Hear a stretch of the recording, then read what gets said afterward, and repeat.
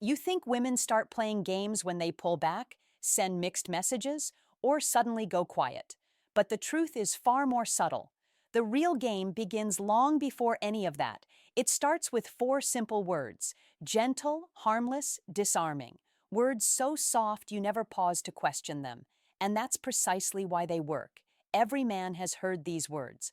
Almost none understand the meaning behind them.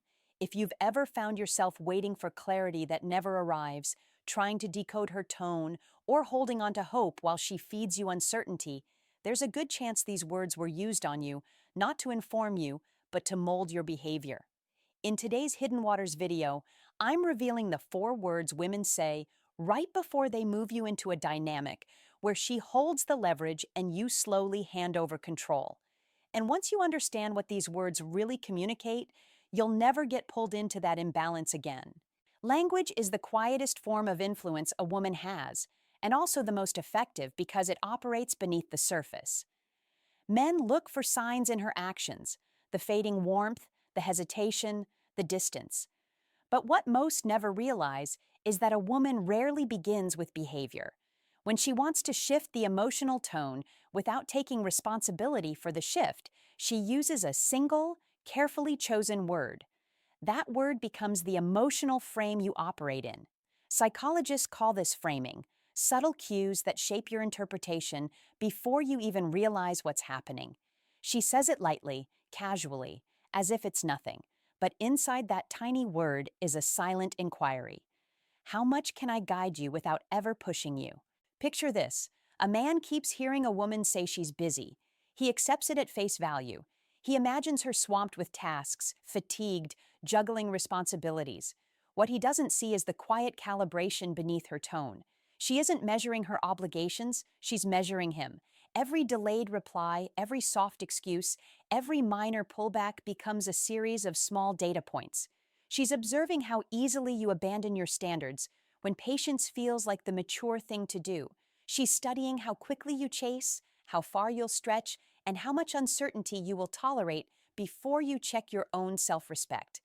Women test not out of cruelty, but because they're wired to search for a man who governs himself, a man who doesn't lose his grounding the moment the emotional weather changes, a man who stands firm even when the current shifts against him. That's why these four words matter. They're not casual, they're tools. Each one categorizes you. Are you self-directed? Are you insecure? Are you easily steered? Or are you the kind of man who doesn't move unless he chooses to? So let's break down the first word women use when they're not choosing you, but they want you to keep choosing them. Number one, busy.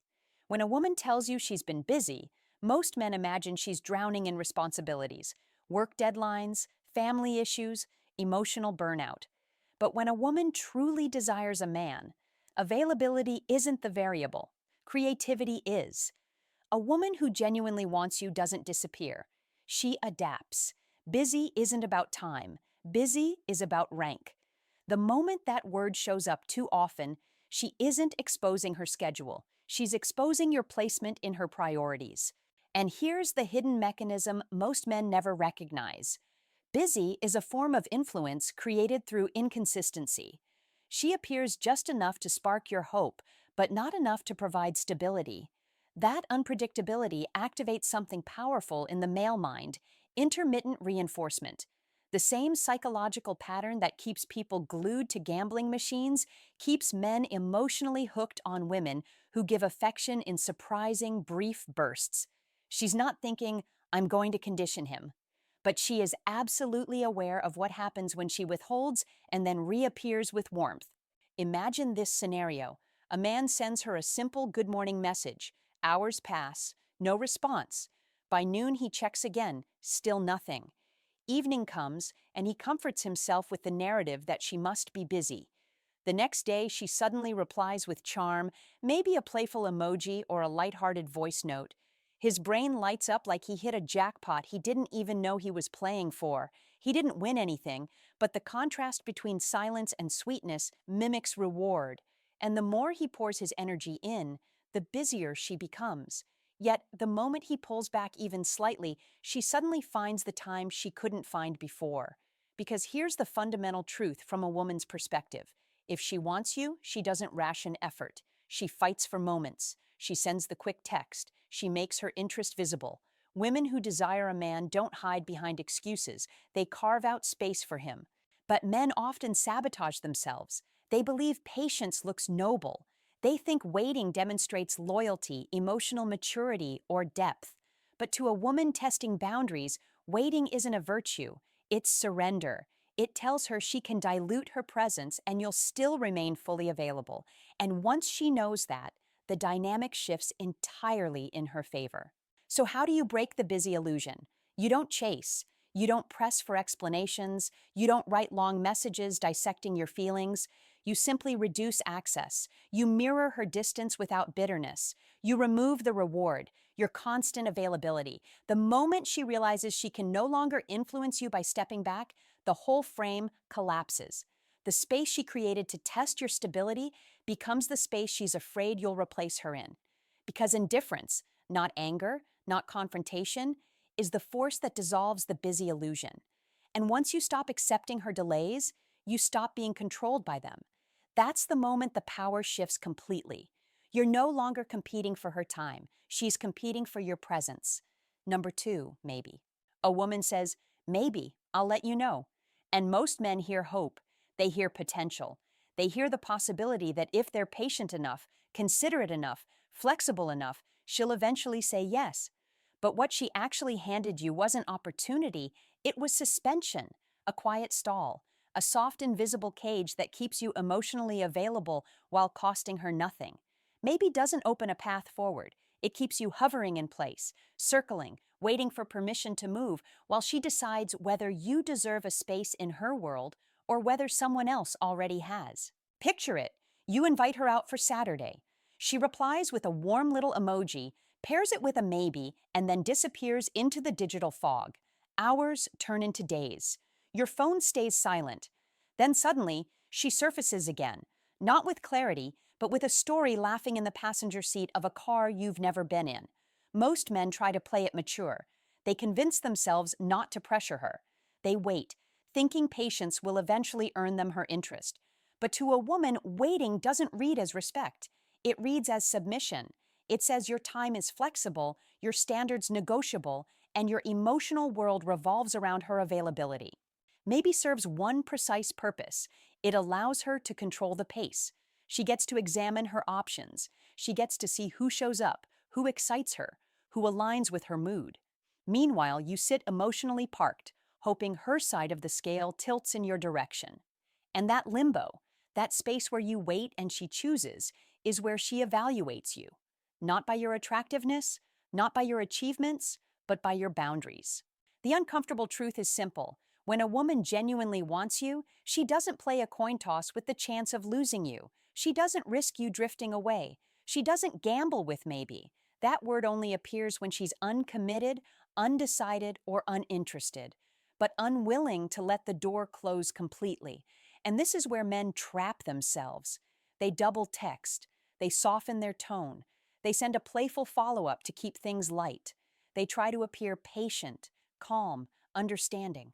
What they don't see is that every drop of extra effort strengthens her position, because the more you wait, the less urgency she feels to choose. Let me give you a scene you probably recognize. A man hangs on a maybe for days. She never offers a day, never offers a time, never offers a plan, but he keeps checking his notifications, convincing himself that her silence might somehow be progress. Meanwhile, she keeps him on emotional standby, just in case the men she's truly invested in don't show up. He's not the priority. He's the backup plan, the safety net, the just-in-case option. So how do you break out of that soft cage? You treat maybe exactly as what it is, a polite no, not with hostility, not with frustration, but with clarity. A calm, grounded response like, no problem, let me know when you're sure. And then you step away. You stop offering time she hasn't earned. You stop reshaping your schedule to fit her uncertainty. You stop investing in someone who hasn't made a decision about you, because something powerful happens when a man refuses to wait. The spell dissolves. Limbo only holds you if you choose to remain there. The moment you remove yourself from the waiting room, she can no longer keep you suspended. Suddenly the burden shifts. She has to decide, commit, or lose access. And for the first time, she feels the weight of her ambiguity. A woman can only keep a man caged if he agrees to stay. And when you treat your time as valuable, she must decide whether she actually wants a place in it. Number 3, friend.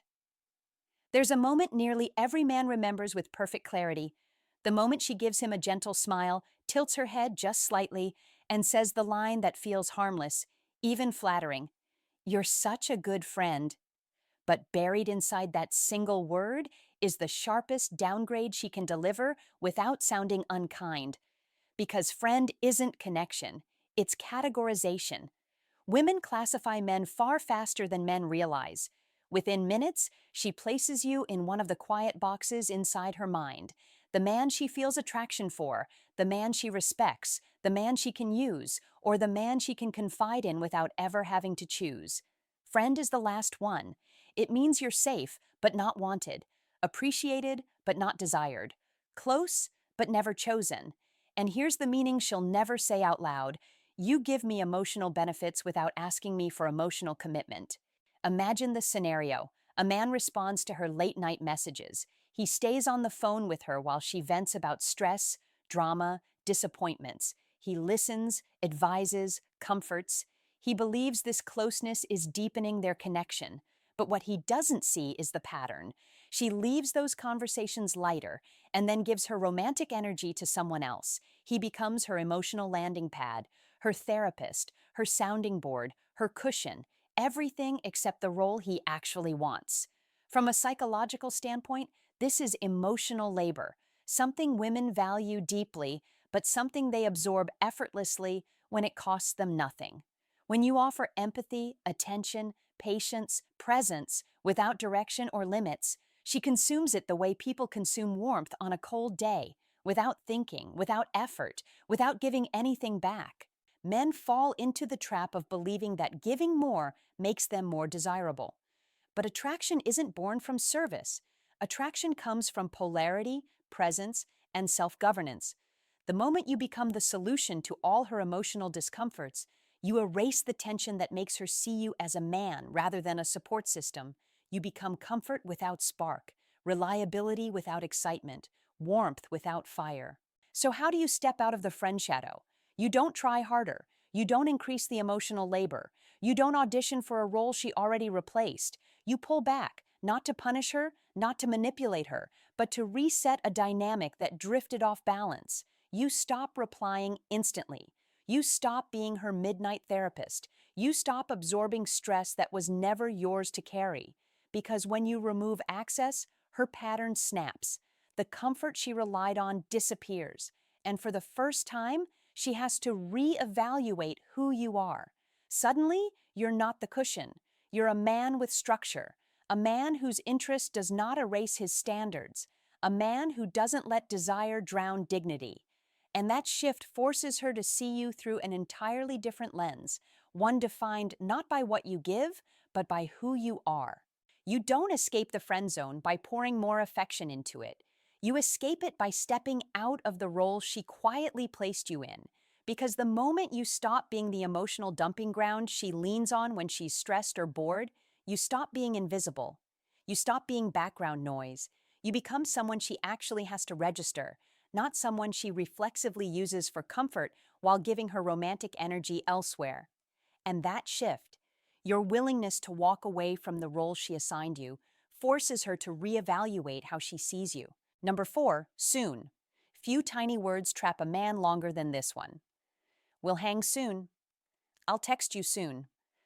I'll be ready soon. It feels hopeful, soft, almost promising, but soon isn't a promise. It's a delay dressed as reassurance. It's the most polished form of stalling a woman uses when she wants to keep you in her orbit without granting you a real position in her life. Soon is a future she never intends to arrive at, a horizon that keeps moving as you walk toward it. It pacifies you. It keeps you emotionally tied to her while she keeps her options open, maintaining the image of interest without lifting a finger to show it.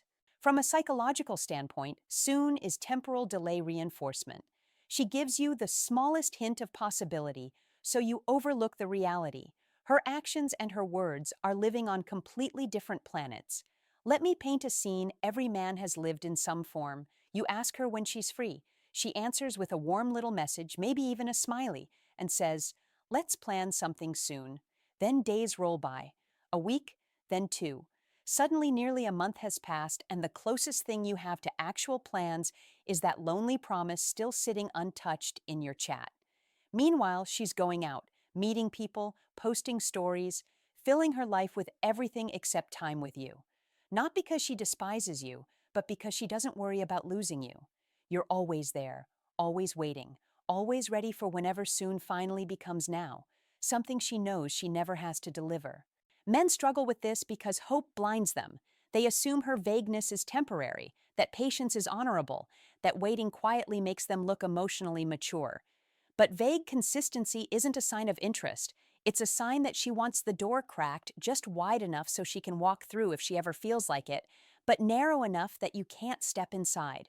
Women use soon for one of two reasons. She isn't invested in you, or she doesn't want to let go of the comfort you provide. You become her emotional reserve, her maybe later, her backup plan in case the men she actually wants fall short. Men anchored more in fantasy than observation convince themselves that this delay is harmless. But hope without evidence isn't devotion, it's self-neglect. So how do you break the spell of soon? You don't confront her. You don't plead for clarity. You don't sit by your phone waiting for her to transform vague words into real effort. You simply step out of the fog she created. The moment she says soon, you quietly withdraw, not as a threat, not as punishment, but as a boundary. You stop chasing the promise of a future she isn't building. You stop rearranging your time around someone who won't even offer a day. You treat soon the way a grounded man treats uncertainty, as a sign she hasn't made a real choice, and therefore you don't offer the comfort of being an unclaimed option. A real future comes with specifics, a time, a place, a plan you can actually point to. If none of that exists, it isn't your future. It's a placeholder she uses to soften the impact of her lack of interest. And here's the shift that catches her off guard every time. The moment you stop accepting vague promises, you stop being the man she can push into emotional limbo. And that is when respect enters the room, because you're no longer drifting on her timeline. You're moving on your own. A woman might delay a man who lets her set the pace, but she'll never delay a man who carries his own momentum. Once you stop letting your life sit on her idea of soon, she has to respond. Either step forward with intention or step aside. And that's when something becomes clear. She never used these four words to explain herself. She used them to measure you. Busy, maybe, friend, soon. None of these words reveal anything about her schedule or her true intentions. They reveal your reaction, because every time she uses one, she's not just talking, she's studying.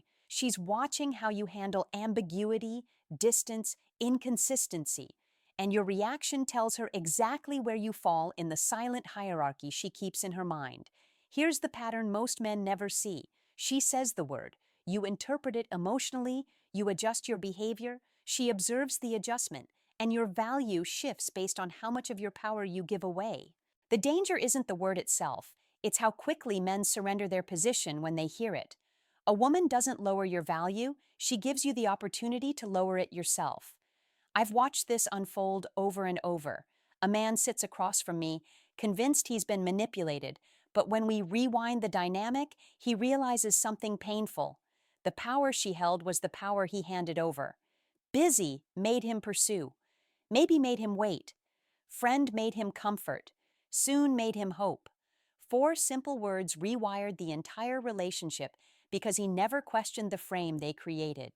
But everything shifts the moment he stops reacting and starts observing, when he hears uncertainty and doesn't absorb it, when he stops molding himself to fit her inconsistency and instead returns to his own standards. That is the moment he moves from reacting to leading, from seeking reassurance to embodying it, from needing clarity to creating it through his choices. Women don't respect a man who needs stability from them. They respect the man who carries stability within himself, the man who stays grounded when things are vague, who doesn't chase unclear signals, who refuses to let gentle, strategic language bend his value. Control is never stolen from a man like that. It's only returned to him when he stops giving it away. And once you stop folding under those four soft words, you stop being the man she can test, delay, or downgrade. You become the man she has to choose or lose. And when you reach that point, something fundamental shifts. You're no longer moved by her pauses or swayed by her soft, strategically placed words. You finally see that the danger was never in what she said, but in how quickly those words could pull you out of your own gravity. Busy tugged at your time, maybe tugged at your hope, friend tugged at your identity, soon tugged at the future you were quietly building around her. Each one nudged you away from your own center and into a position where her approval mattered more than your own direction. That's why so many men end up feeling exhausted, puzzled, or quietly replaced. Not because they lacked value, but because they kept shaping their actions around signals that were never meant to lead them anywhere meaningful. But when you stop responding on cue, everything flips. She no longer sees a man waiting for answers. She sees a man who walks with his own. She no longer sees someone bending to uncertainty. She sees someone whose standards draw a clear line she can't blur with vague language. And that's when respect shows up. Not because you insisted on it, but because you proved it through how you carry yourself. So if those four words have ever held weight over you, let this be the moment you reclaim your footing. Choose direction over hesitation. Choose certainty over emotional fog. Choose the man you are over the story you hoped she'd eventually write with you. Because the truth is simple. The moment you stop giving away your emotional authority is the moment you regain everything you thought she had taken. When you master your reactions, you don't just steady the dynamic, you shape it. And that is the beginning of real control.